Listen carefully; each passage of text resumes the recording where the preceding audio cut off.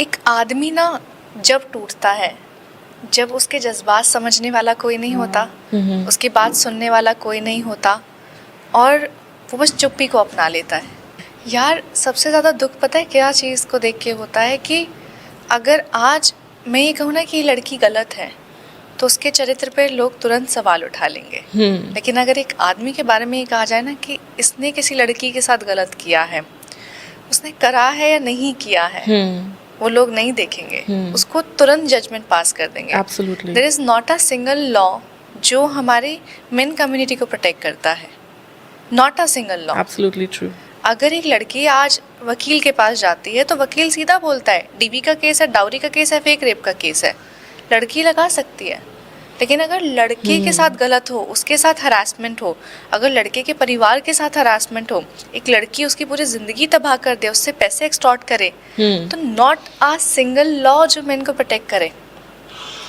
एक आदमी सिर्फ खुद को बचा सकता है कोर्ट में जिंदगी भर ये लगा के कि मैंने कुछ नहीं किया, ये बोल के।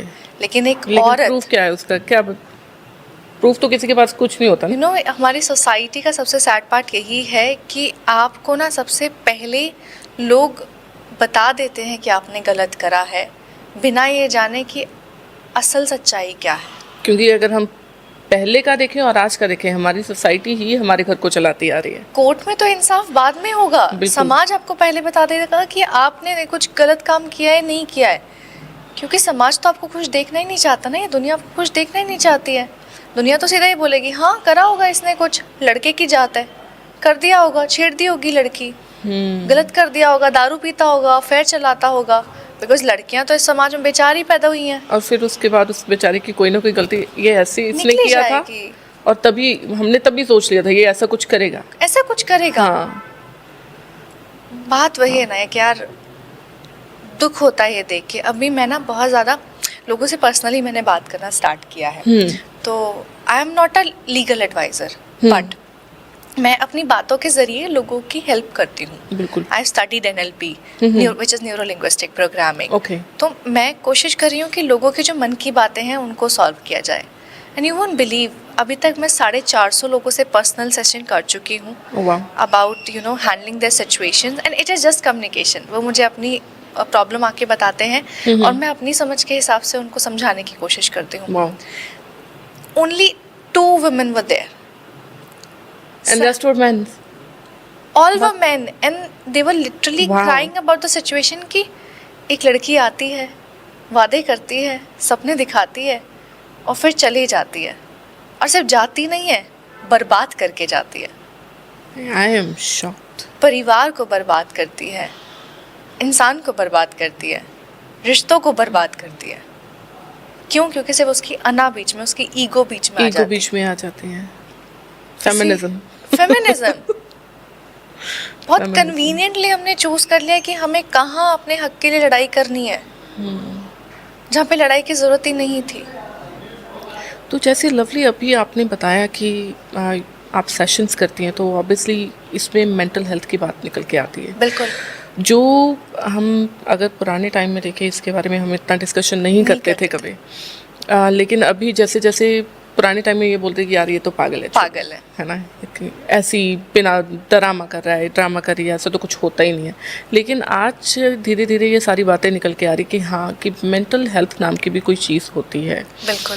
तो ऑब्वियसली जैसे आप जो काम करती हैं तो वो आपका काम भी कहीं ना कहीं आपको वैसे स्ट्रेस देता होगा जो आपकी मेंटल हेल्थ को अफेक्ट कर रहा है। आप इतने लोगों की बातें सुनती हैं तो आप उसको कैसे हैंडल करती हैं? When you see the cases ना, एक आदमी ना जब टूटता है, जब उसके जज्बात समझने वाला कोई नहीं होता, उसकी बात सुनने वाला कोई नहीं होता और वो बस चुप्पी को अपना लेता है, और वहाँ ज़रूरत होती है कि वो बात करे, क्योंकि अगर वो बात नहीं करेगा ना वो अंदर से घुटता चला जाएगा, और वो घुटन इतनी बढ़ जाती है कि उसको अपने आप को ख़त्म करने के अलावा कोई रास्ता ही नहीं नज़र आता। बिल्कुल। तो ज़रूरी है कि बात की जाए। अगर आपको दिख रहा है ना कि कोई इंसान शांत हो गया है, तो कोई इतनी आसानी से शांत नहीं होता, कोई इतनी आसानी से चुप्पी नहीं अपनाता। बहुत कुछ होता है जो उसके अंदर दफन हो जाता है, तो उसको बाहर निकालने की बहुत ज़रूरत है। इससे पहले कि उसके मन में कोई ऐसे विचार आए जो कि गलत थे। बिल्कुल। मेंटल हेल्थ कुछ नहीं है, मेंटल हेल्थ सिर्फ एक बात करने की ज़रूरत है। सब कुछ ठीक हो जाता है अगर बात की जाए। Absolutely, और बिल्कुल। मैं ये सबसे रिक्वेस्ट करती हूँ कि अगर आपके ज़िंदगी में कोई ऐसी चीज़ है ना जिससे आप परेशान हैं, जो आपको अंदर से खाई जा रही है, जो आपको अंदर से नोच रही है, तो किसी से बात करो। बात नहीं कर सकते हो तो लिखो, स्टार्ट जर्नलिंग। एक पेपर पे लिख दो क्या फ़ील हो रहा है, नोट पैड पे लिख दो, अपने टेक्स्ट के मैसेज पे लिख दो, चाहे उसको डिलीट कर देना, उस पेपर को जला देना।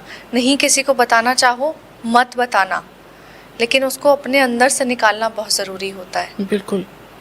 Well, thank you so much, आपने इतनी अच्छी एडवाइस दी है। एक आखिरी में आपसे मैं पूछना चाहूँगी, एज ए स्टोरी टेलर, है ना, आपके ऐसे कुछ कोट्स होंगी, कुछ ऐसी शायरी होंगी जो आपके दिल के बहुत करीब होंगी, वो आज आप हमारी ऑडियंस के साथ शेयर करना चाहेंगी? बिल्कुल।